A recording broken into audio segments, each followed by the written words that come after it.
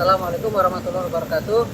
Kali ini saya akan membahas mengenai makanan yang saya konsumsi selama kena GERD ya, hampir sekitar 6 bulan.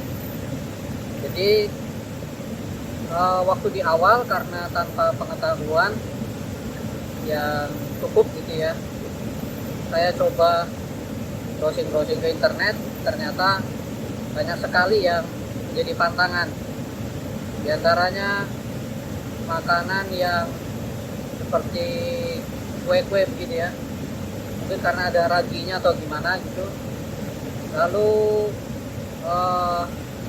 kalau saya tidak salah dulu juga seperti yang dimasak dengan bawang putih atau sayur apa ya, sawi atau bukan sawi, kubis begitu ya. Nah, itu berdasarkan pencarian saya di internet muncul seperti itu yang tidak boleh dimakan bagi penderita GERD. Akhirnya itu saya hindari. Kemudian yang bisa adalah diantaranya itu seperti kacang-kacangan kalau nggak salah. Akhirnya waktu itu saya karena ada yang jual kacang edamame itu ya saya juga konsumsi. Dalam juga memang yang untuk edamame tidak ada efek di lambung. Nah, tapi ya, setelah saya itu diopnam, ternyata di rumah sakit itu saya disediakan makanan yang selama ini saya tahu melalui internet itu tidak boleh. Jadi seperti beberapa sayur, kemudian teh juga, teh ya ada, kemudian kue. Itu kue juga ternyata dihidangkan di rumah sakit itu ya, padahal saya sakitnya adalah GERD tapi ternyata dihidangkan. Nah dari situ maka saya lihat berarti sebenarnya yang selama ini saya pantang untuk makan gara-gara informasi di internet itu ternyata tidak semuanya begitu.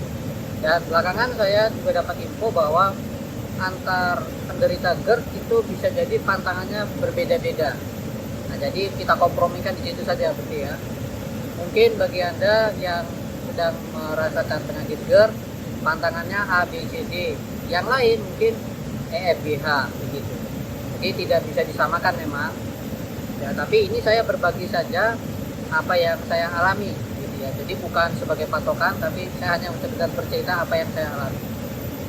Nah, kemudian setelah saya diopnam itu jalan sekitar 3 bulan itu ya, saya menjalani itu baru saya opnam. Kemudian setelah opnam mulailah saya ada perubahan makanan yang saya konsumsi gitu, karena ya tadi berdasarkan di rumah sakit saja kok saya diberikan makanan A, B, C, D begitu. Nah itu makanya saya rasa itu bukan pantangan.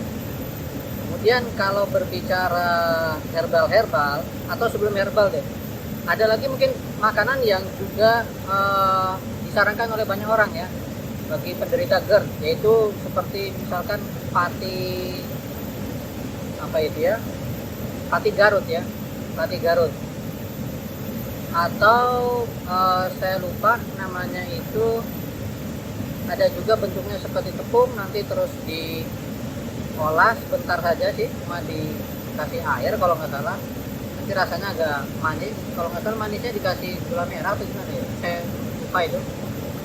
Kayaknya saya lupa namanya, mungkin nanti kalau saya sudah ingat saya akan taruh di deskripsi ya. Nah itu saya coba konsumsi itu ya, tetap saja sih sebenarnya ya, tetap saja tidak ada perubahan di saya ya, tetap tidak ada perubahan. Mungkin juga karena memang sumber masalah GERD saya itu belum terselesaikan begitu. Jadi bisa jadi makanan yang disarankan itu seperti macam pati Garut atau yang tadi satu lagi tepung itu, bisa jadi itu hanya sekedar agar tidak bertambah gitu ya, agar tidak semakin terpicu di asam lambungnya. Nah dari situ kemudian kalau untuk herbal ya, untuk herbal saya juga sudah mencoba yang waktu itu paket herbal yang kabarnya itu sangat laris manis ketika orang kena GERD itu ya. Ada 3 macam saya kalau nggak salah. tapi yang populernya yang dua ini, sayangnya saya juga sudah lupa namanya. Nanti saya masukkan di deskripsi. Nah, dua herbal ini saya coba konsumsi dalam waktu mungkin ya hampir mau 1 bulan kemungkinan ya, karena sudah 2 kali kalau nggak salah saya beli. Ya ternyata tidak juga ada efek gitu ya, tidak juga ada efek perbaikan gitu. Kemudian di terakhir memang saya ada mengkonsumsi madunya yang saya konsumsi itu madu yang sudah dicampur dengan herbal. Nah, madunya itu mengandung kalau nggak salah ada kuningnya, ada mungkin temulawak dan lain-lain gitu. Nah, ternyata yang selama ini saya ketika saya mengkonsumsi madu itu saya khawatir sekali. Saya khawatir kalau nggak salah saya pernah coba konsumsi madu tapi malah kelihatannya tambah nggak enak perutnya. Nah, kemudian ketika di akhir-akhir GERD itu saya coba konsumsi madu yang sudah dicampur herbal tadi, yang saya rasakan di lambung tidak ada penolakan gitu. Di lambung tidak ada penolakan. Nah, kemudian barulah di akhir saya coba konsumsi gado-gado. Nah, ini yang menurut saya perlu dicoba ya bagi yang menderita GERD. Jadi istri saya membuatkan gado-gado itu dibuat dari kentang ya, direbus, kemudian ada telurnya, nanti ada telur putih ya, telur bulat itu, kemudian nanti ada tempe, ada beberapa sayuran lain, misalkan kacang-kacangan, kemudian apa ya, kalau nggak salah ada wortel juga apa enggak ya, pokoknya beberapa bahan tadi dihidangkan dengan kuah kacang, sambal kacang. Nah, gado-gado ini yang saya rasakan sepertinya cukup membuat kondisi lambung saya ini cukup tenang, ya, tidak terlalu bergejolak gitu. Entah apakah memang begitu sebenarnya efeknya atau karena memang saya sudah mau menuju ke kondisi kesembuhan itu. Tapi ketika muncul lagi saya langsung coba konsumsi gado-gado lagi, memang adem lagi, menurut saya memang langsung adem lagi.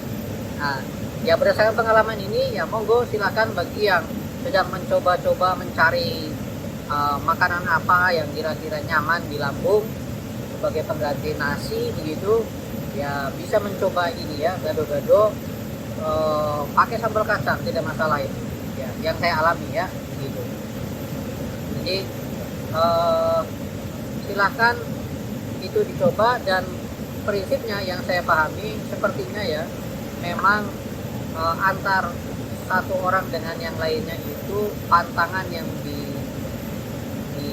dimiliki itu berbeda-beda ya, pantangan makanan yang dimiliki berbeda-beda. Kalau saya yang jelas saya akan sangat cepat sekali bereaksi lambung saya itu ketika saya ketemu dengan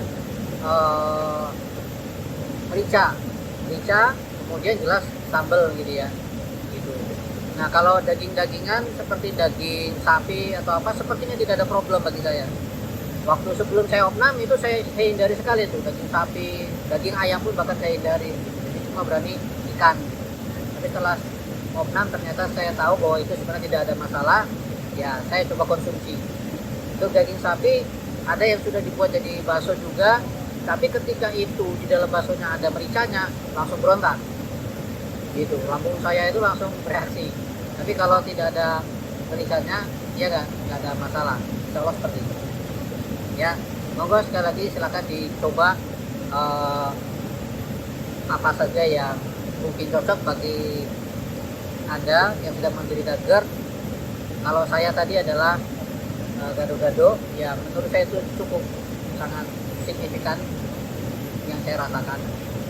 Semoga Anda yang sedang mengalami GERD juga akan segera sembuh dengan kesembuhan yang sempurna.